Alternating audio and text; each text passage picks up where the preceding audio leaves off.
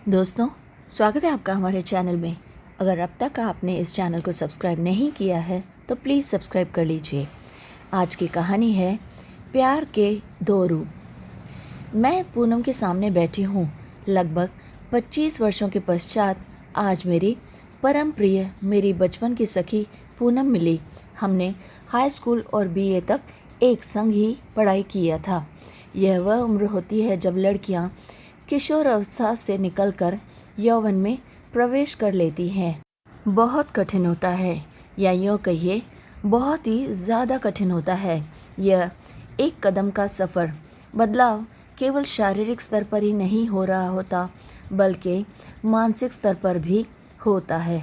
पूरा का पूरा बदलाव, असमंजस, उलझन, बेबात का क्रोध एवं चिड़चिड़ापन अनेक शब्द हैं आयु के इस भावातिरेक को व्यक्त करने के लिए।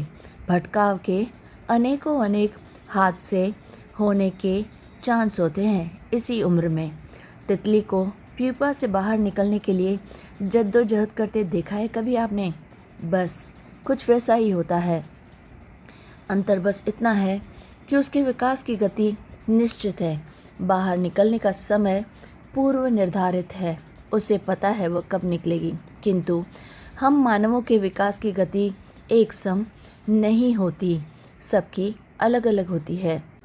कुछ किशोरियाँ 15 की होते होते पूर्ण परिपक्व हो जाती हैं और कुछ 20 पार कर लेने के पश्चात भी मासूम और नादान की नादानी रहती है, दुनियादारी से पूरी तरह अनभिज्ञ।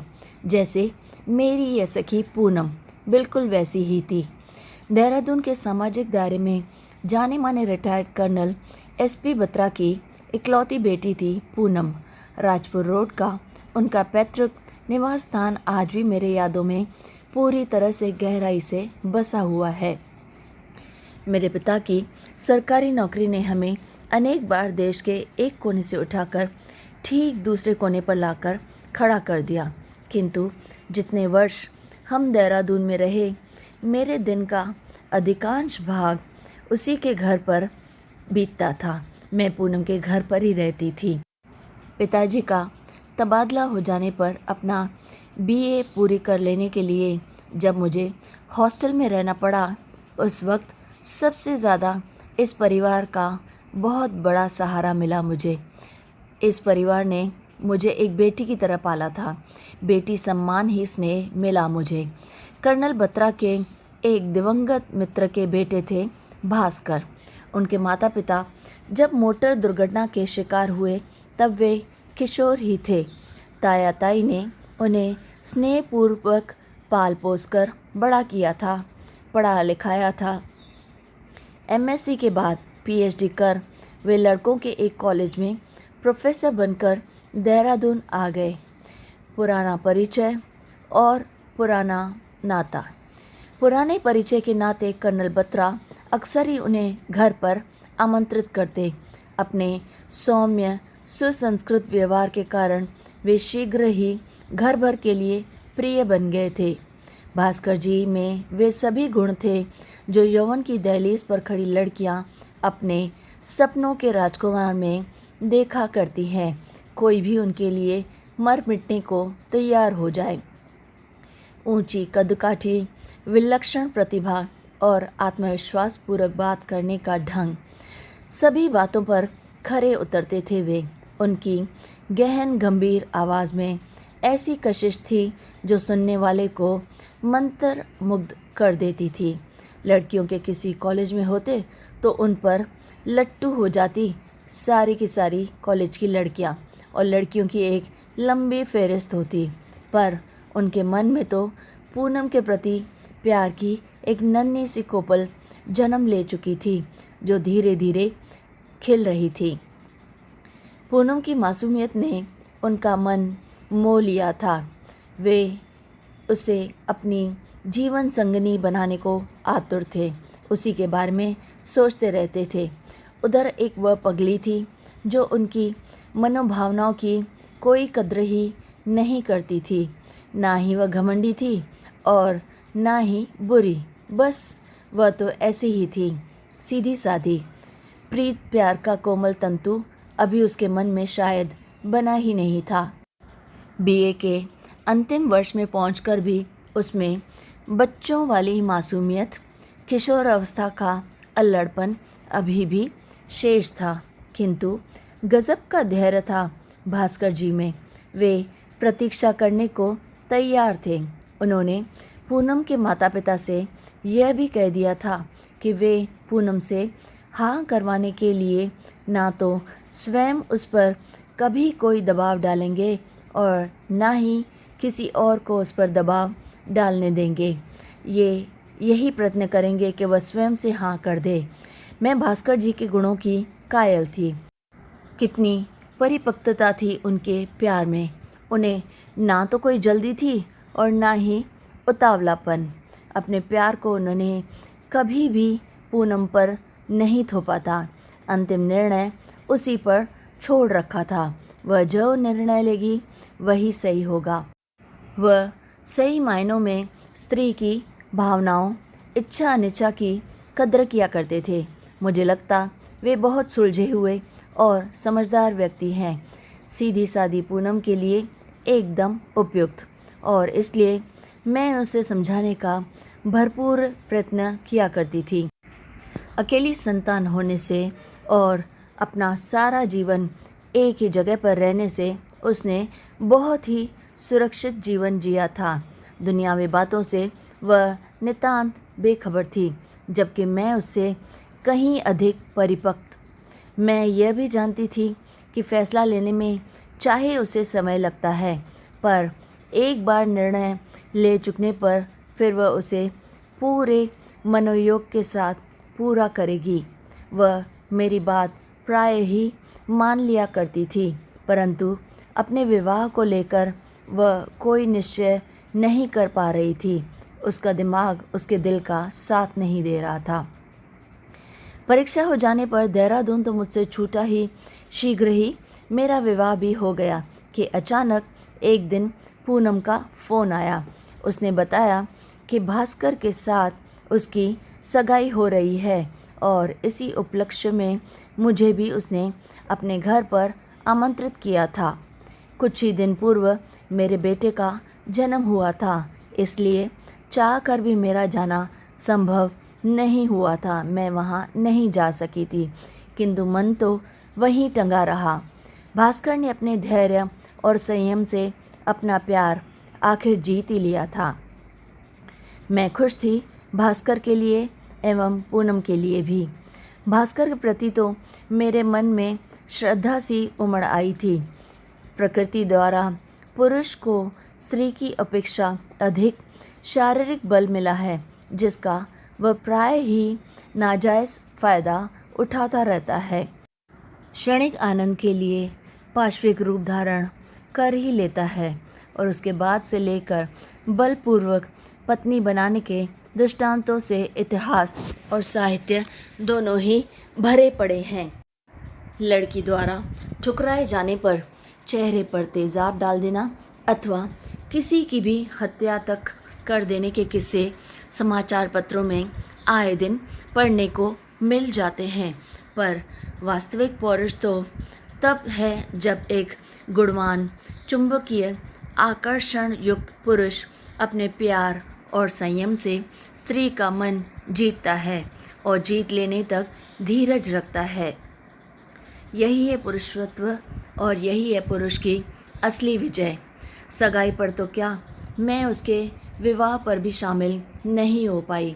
शीघ्र ही मेरे पति का सुदूर पूर्व में तबादला हो गया और मैं अपने 2 माह के बेटे को लेकर इतनी दूर काफ़ी दिनों तक चली गई।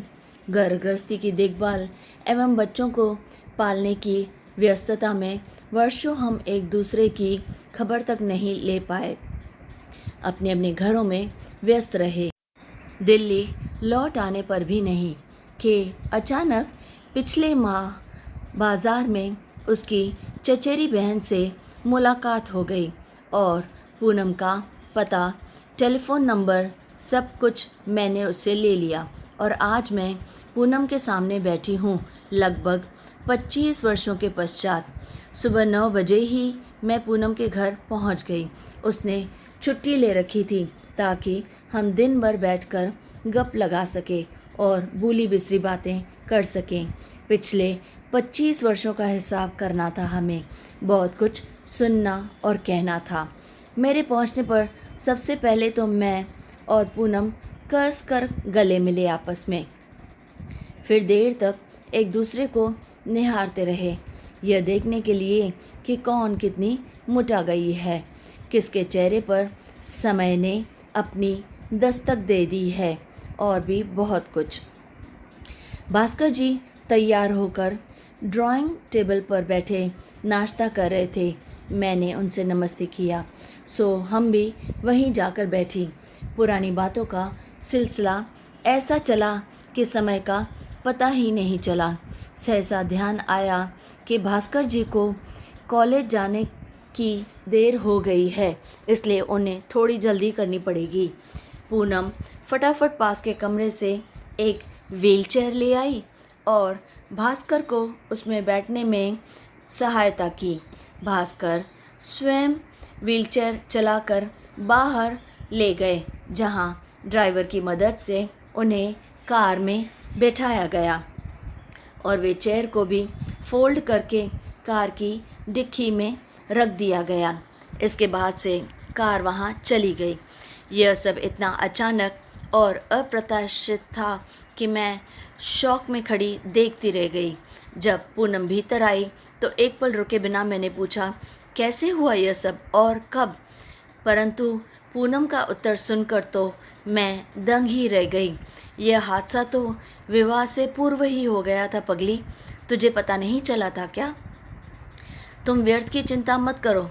मेरे चेहरे पर उभर आए प्रश्न एवं आश्चर्य मिश्रित भाव के उत्तर में उसने आराम से सोफे पर बैठते हुए यूं ही बात शुरू कर दी, मानो कुछ अनोखा घटित हुआ ही ना हो, मानो बरसों पूर्व अधूरी छूट गई किसी बात का सिरा फिर से पकड़ा हो उसने। और वह मुझसे बात करती चली गई। तुम्हारे चले जाने के बाद मुझे तुम्हारी बातों की सच्चाई नज़र आने लगी। इससे पहले मैंने अपने भविष्य के बारे में कभी भी इतनी गंभीरता से नहीं सोचा था। शायद तुम्हारे बताने के बाद ही मेरा भास्कर की ओर ध्यान गया। धीरे धीरे मुझे अपने भीतर बदलाव महसूस होने लगे। मेरे भीतर भास्कर के प्रति कोमल एहसास जगने लगा, जो शीघ्र ही प्यार में परिवर्तित हो गया। मम्मी से मैंने अपने मन की बात कही। उनकी तरफ से तो कोई अड़चन थी ही नहीं। मम्मी पापा दोनों खुश थे।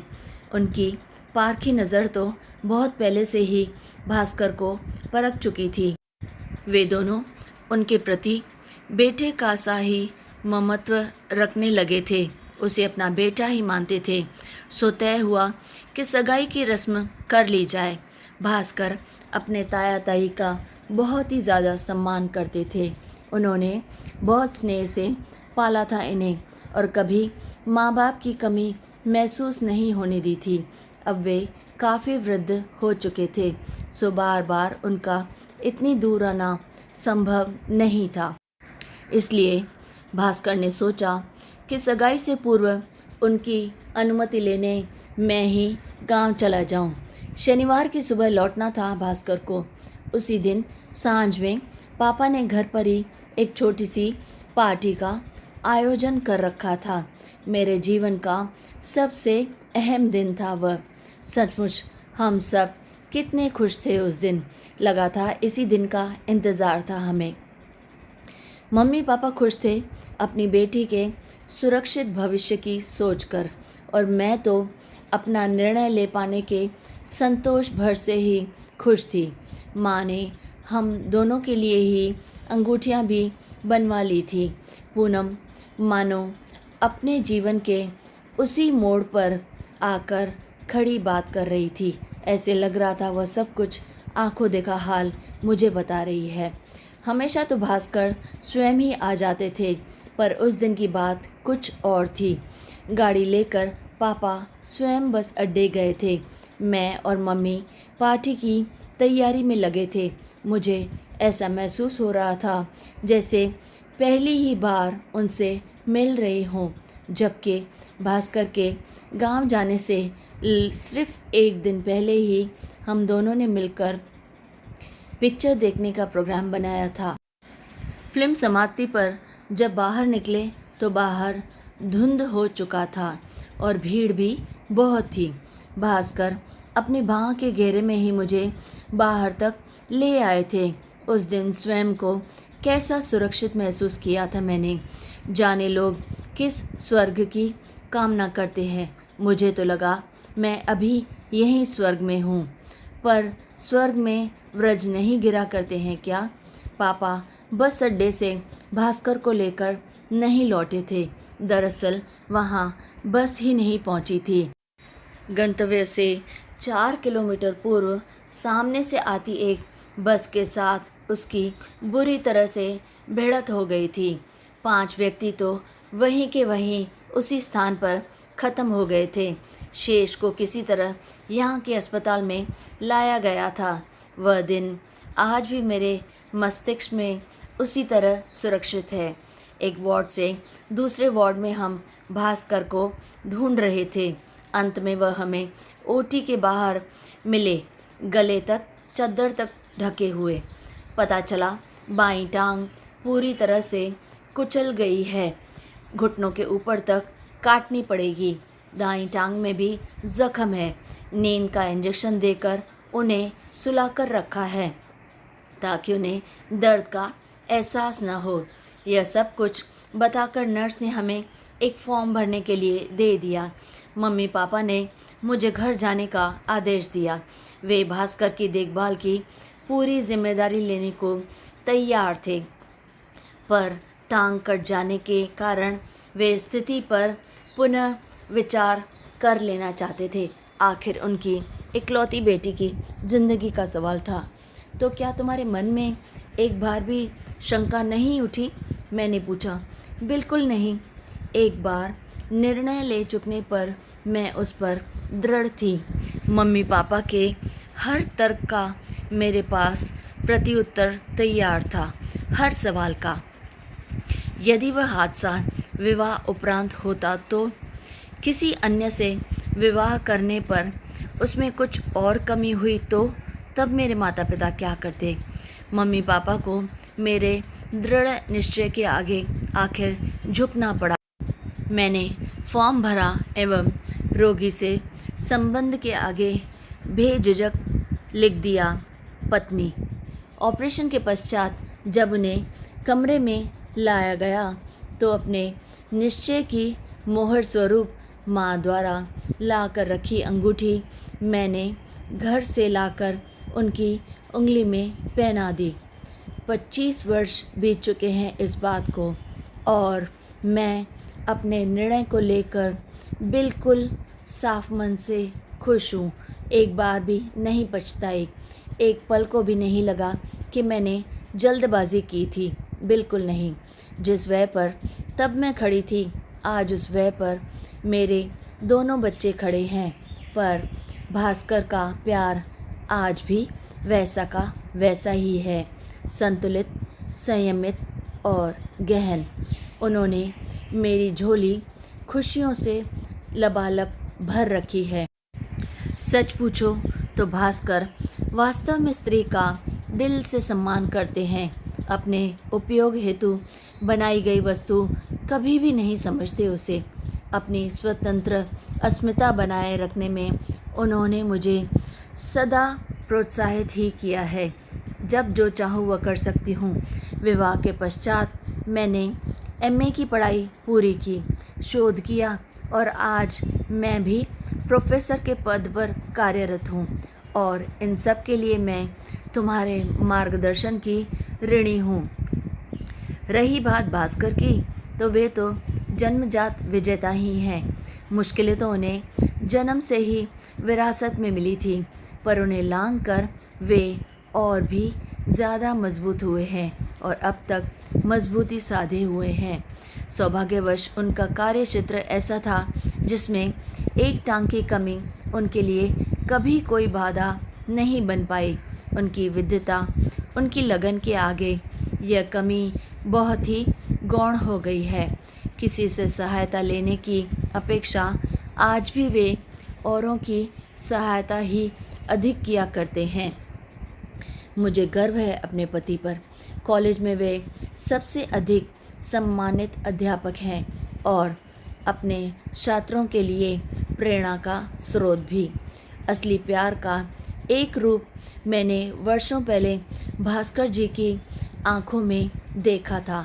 आज उसी प्यार का दूसरा रूप आज मैं अपनी इन्हीं आंखों से देख रही हूँ। पूनम के मन में पूरी तरह से स्पष्ट देख रही हूँ। इन दोनों में किसका प्यार बढ़कर है, यह बात अभी तक तय नहीं कर पाई हूँ मैं। लेकिन दोस्तों, अगर आप तय कर पाएँ तो हमें कमेंट्स में ज़रूर लिख कर बताएं। तो दोस्तों, कैसी लगी आपको ये कहानी? अगर अच्छी लगे तो लाइक और शेयर ज़रूर कीजिए और चैनल को सब्सक्राइब भी कीजिए। तब फिर लाइक, शेयर एंड सब्सक्राइब।